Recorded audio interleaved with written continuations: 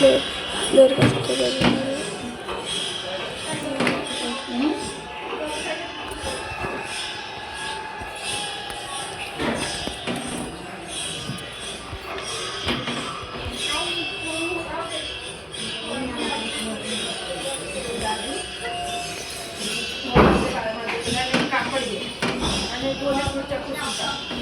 पालखीवरून आल्यावर करू का आता?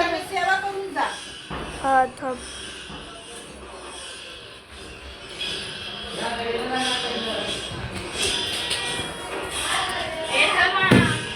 अरे आम्ही त्या क्लासची फी पाठवलीस का?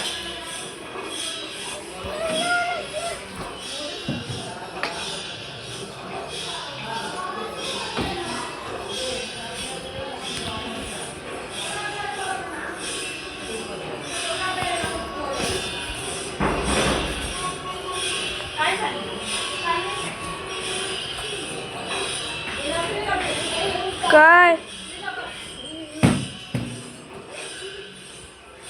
पांढरा कुर्ता असेल तर पांढरा कुर्ता घालायचा. हा लग्नाचा कुर्ता वारीला घालतात का?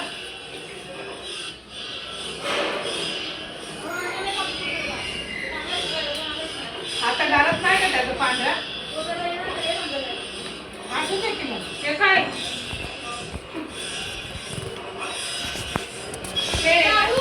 काय काय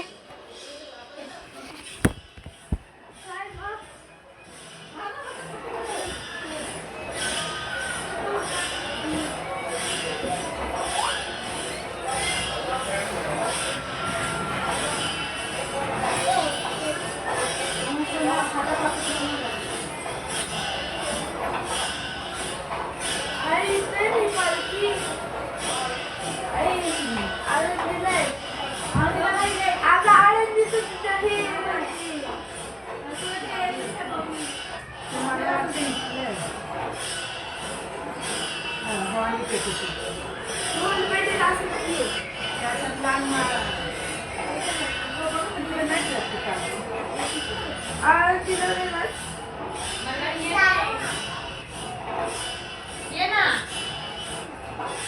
फक्त ते जाणारी बस आतमध्ये बनियन घाल ना. हा बनियन घाल.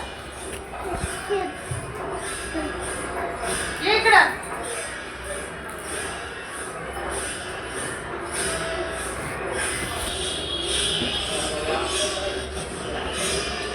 अरे काम ना.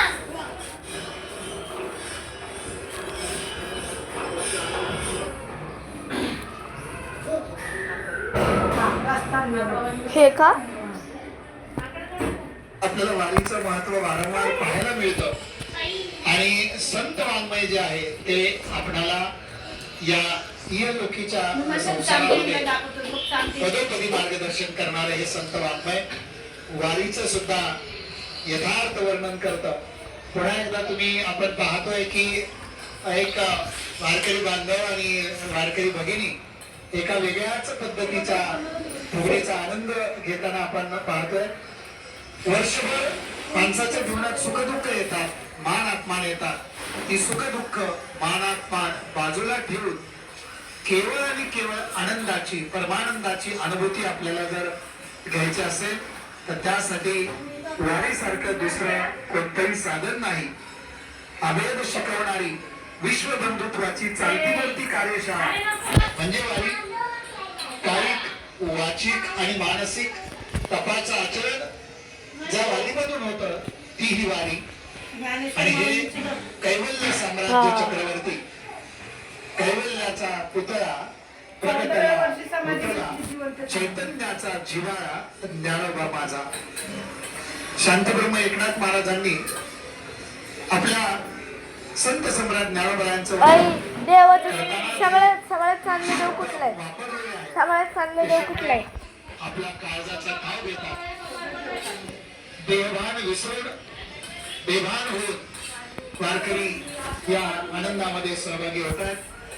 मी मगाशी उल्लेख केला की शरीरानं पायानं चालणं म्हणजे कायिक सेवा आहे, कायिक तप आहे. मुखाने हरिनाम म्हणजे वाचिक आहे आणि अंतकरणामध्ये ज्ञानोबा तुकोबा ज्ञानोबा तुकोबा. मगाशी महाराजांनी सांगितलं की या संपूर्ण महाराष्ट्रातील लोकांचा श्वास म्हणजे ज्ञानोबा आहे आणि उच्छ्वास म्हणजे तुकोबा आहे. आणि म्हणून प्रत्येक पावलाला एक पाऊल टाकलं की ज्ञानोबा, दुसरं पाऊल टाकलं की तुकोबा. ज्ञानोबा तुकोबा ज्ञानोबा तुकोबा माऊली माऊली माऊली असा नामघोष करत मानसिक तपाचं आचरण वारीमध्ये आपल्याला पाहायला मिळतं. भारतामध्ये एकमेव असं ही वारीची परंपरा आहे, जगद्गुरु तुकोबारायांची असेल, संत सम्राट ज्ञानोबारायांची असेल, जिथे संपूर्ण महाराष्ट्र एकत्र येतो आणि महान संस्कृतीचं दर्शन आपल्याला वारीमध्ये पाहायला मिळतं. जेव्हा समष्टीचं पुण्य एकत्रित येतं. मगाशी महाराजांनी शब्द प्रयोग केला की महाराष्ट्राचं संचित जेव्हा ओतप्रोत किंवा काठोकाठ शिहोशीर भरतं तेव्हा या वारीतल्या आनंदाची अनुभूती आपल्याला पाहायला मिळते.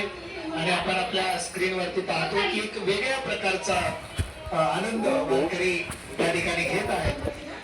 वारीमध्ये आल्यानंतर म्हातारपण जाणवत नाही महाराज. वृद्ध होती तरणेरे, तिथे सगळे माऊलींचं चैतन्य त्यांच्यामध्ये जात असल्यामुळे वयाचं कसलंच भान त्या ठिकाणी राहत नाही. आणि म्हणून वारीमध्ये मगाशी महाराजांनी सांगितलं की सर्व माऊलीमय होतात. दया, करुणा, प्रेम आपल्याला वारीमध्ये त्या ठिकाणी निर्माण होताना दिसतात. आणि षड्विकार जे आपल्या अंतःकरणात असतात त्याची ते नाहीसे होतात असं आपल्याला वारीमध्ये अनुभूती येते. मगाशी उल्लेख केलेल्या एका गोष्टीचा फक्त मी पुनरुच्चार करतो. या विश्वामध्ये बंधुत्व नांदावं असं वाटत असेल. युद्ध वेगवेगळ्या देशामध्ये चालू आहे, ती जर थांबवायची असतील तर सर्व थांब ना एक मिनिट. एवढं मी बघायचं तरी मोबाईल घेऊन